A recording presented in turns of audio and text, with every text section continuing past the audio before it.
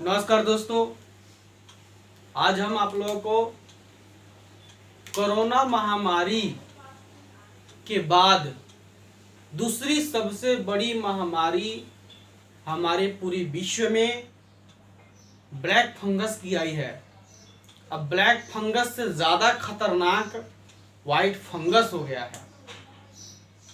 यह बीमारी विशेष रूप से कोरोना पेशेंट को ही हो रही है। जो कोरोना से ठीक हो गए हैं, जिसका शुगर लेवल जो है डिसऑर्डर में है, वैसे व्यक्ति जो ज़्यादा मात्रा में दवाओं का सेवन कर रहे हैं इम्यूनिटी बढ़ाने के लिए, वैसे व्यक्ति को विशेष रूप से इस बीमारी का खतरा मंडरा रहा है। मित्रों, आज हम बताने जा रहे हैं, इस पे आप ध्यान दीजिए। पहला प्रश्न है, ब्लैक फंगस कितना खतरनाक है, कैसे बचे? ब्लैक फंगस, इसको इंग्लिश में कहते हैं म्यूकोरमाइसिस। इस बीमारी को म्यूकोरमाइसिस कहते हैं इंग्लिश में। इससे हम कैसे बचें? तो आप सभी को पिछले कुछ महीनों से सरकार गाइडलाइन कर रही है कि आप मास्क लगा के रहें, आप बार बार हाथ को सैनिटाइज या पानी साबुन से धोएं, 6 फीट की दूरी रखें, किसी अनजान जगह पे ना जाएं, बाहर जरूरत पड़े तभी जाएं, हॉस्पिटल जाने से बचें। ये सारे जो है कोरोना महामारी फैलने का जड़ है। और जिस व्यक्ति को कोरोना महामारी हो गई है, वैसे व्यक्ति विशेष रूप से बचें, नहीं तो उन्हें ब्लैक फंगस या वाइट फंगस जैसी दूसरी बीमारी उन्हें पकड़ लेगी। अभी राजस्थान में इसे महामारी घोषित किया जा चुका है। महाराष्ट्र, राजस्थान, बिहार, दिल्ली, ऐसे कितने राज्य हैं जहां पे इसका मरीज मिल रहे हैं। मित्रों, हमें हमेशा जो फेस मास्क लगाना है, वह लगाते रहना है, उसे छोड़ना नहीं है। कहीं बाहर जाते हैं तो लगाना है, अपने परिवार में है तो नहीं लगाना है। परिवार में है, अगर देख रहे किसी को बीमारी है तो उसे सुरक्षित अपने आप को करना है।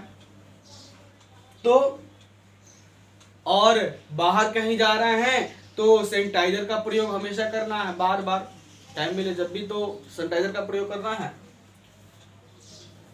ब्लैक फंगस से मृत्यु दर काफी बढ़ गई है। कोरोना महामारी से तो मृत्यु दर बहुत कम थी, लेकिन वह लाखों में 2-4 आते थे। लेकिन ब्लैक फंगस से 50% से ज्यादा मृत्यु दर हो गई है। मित्रों, आप लोग इस बीमारी से सावधान रहें। तो दूसरा है, कितना खतरनाक है ये फंगस, ये बताएं। अभी 50% से ज्यादा इसका मृत्यु दर है, इसलिए हम सभी को सचेत रहना चाहिए इस विशेष महामारी से। अगला है, शरीर पर किस तरह से हमला करता है यह फंगस। देखिए, अब आते हैं पीछे जो पिक्चर बना है उस पे। जब हम लोग मास्क नहीं पहनेंगे तो क्या होगा? अगर किसी संक्रमित व्यक्ति के पास आएंगे, ये कोरोना वायरस का पिक्चर है, यदि किसी संक्रमित व्यक्ति के संपर्क में जब आएंगे तो यहां से हमारे नोज, पाइप, माउथ के द्वारा एंट्री हो जाएगा हमारे शरीर में। जब एंट्री हो जाएगा तो क्या होगा? इसको चौक करने लगेगा, जो यहाँ पर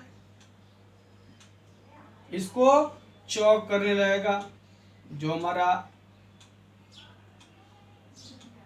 फेफड़ा है, लंग्स है, उसको चौक कर देगा, जिससे आपको श्वास लेने में परेशानी होगी। यह आई को भी क्या करेगा, रेड कर देगा, आई के नीचे ब्लैक कर देगा, इसकी विशेष पहचान है। यहाँ पर ब्लैक कर देगा, आई के नीचे जो है ब्लैक हो जाएगी, आंखें लाल हो जाएंगी, इसका यहाँ पर ब्लैक दिखेगा, इधर ब्लैक दिखेगा, ये आंखें लाल हो जाएगा। हमारे सारे ऑर्गन को धीरे धीरे चौक करने लगेगा, लंग्स को चौक कर देगा, जिससे सांस लेने में परेशानी हो जाएगी, जोड़ों में दर्द उत्पन्न कर देगा। फंगल इन्फेक्शन का यहाँ पर भी कारण है, ब्रेन हैमरेज हो जाएगा, ब्रेन में समस्या आ जाएगी, याददाश्त शक्ति, मेमोरी लॉस हो सकता है। दूसरा, आई बता दीजिए, आई में भी क्या आ गया, यहाँ पर रेड कलर आ जाएगा। लीवर में क्या करेगा, इन्फेक्शन कर देगा, आंखों में दर्द सूजन की समस्या आ जाएगी, मेमोरी लॉस हो जाएगा। अब ये जो है एस्परग्लोसिस जो है, आपको लंग्स में प्रॉब्लम क्रिएट हो जाएगा, ब्लड इन्फेक्शन हो जाएगा, ऑर्गन जो है फेलवर हो जाएगा, हमारी जो इंटरनल ऑर्गन है वो फेल हो जाएंगे, कार्य करना बंद कर देंगे, क्योंकि ब्लड को चौक कर देगा, ब्लड इन्फेक्ट कर देगा। जब इन्फेक्शन हो जाएगा तो हमारे ऑर्गन पूरी वर्क नहीं करेंगे और मृत्यु बढ़ हो जाएगी। तो लीवर को भी चौक कर देगा, हार्ट को भी चौक कर देगा। यह पूर्ण रूप से हमारे इंटरनल ऑर्गन को इफेक्ट करेगा। ब्लैक फंगस, व्हाइट फंगस, यह जोड़ों में दर्द उत्पन्न कर देगा।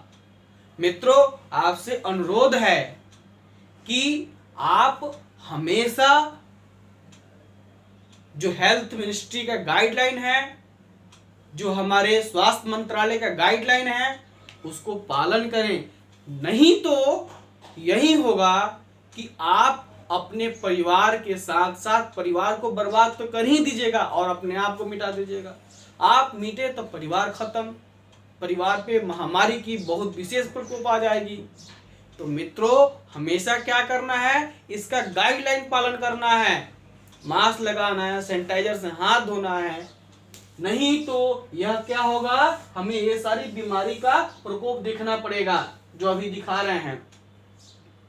ये आई हमारा डिस्टर्ब हो जाएगा, आंख से आंख देखना बंद कर देगी, आंख में लालिमा छा जाएगी, मेमोरी लॉस हो जाएगा, हमारी जो फेफड़े लंग्स चौक पड़ जाएंगे, ब्लड इन्फेक्ट हो जाएगा, दूसरा ऑर्गन फेल्योर हो जाएगा। ये सारी समस्या इस पे आएगी, इस बीमारी पे आएगी।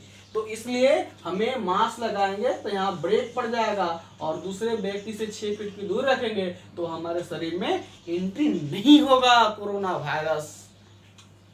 वायरस एंट्री हो गया तो समझिए ब्लैक फंगस का भी आप शिकार हो सकते हैं।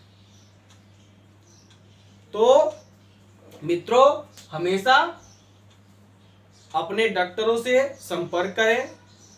यदि किसी व्यक्ति को इन सारे लक्षण हो रहे हैं तो देखिए, हमें सुबह सुबह, मित्रों एक सजेशन दे रहे हैं, हमें सुबह सुबह रेगुलर एक्सरसाइज करना चाहिए।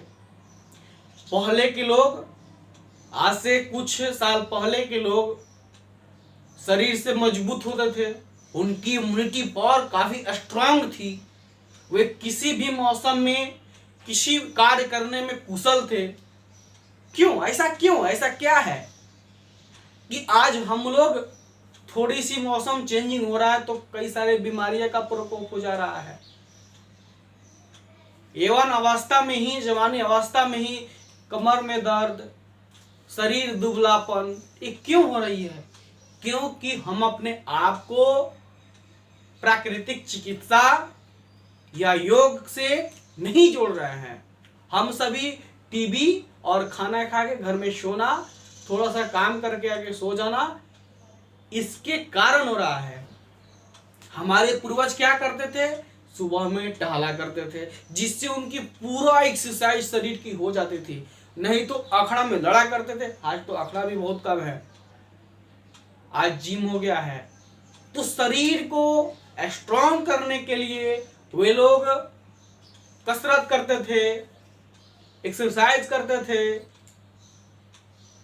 टाल्किंग करते थे, अपने खेतों में रिश्तेदारों से, दोस्तों से समय पे मिलने जाते थे।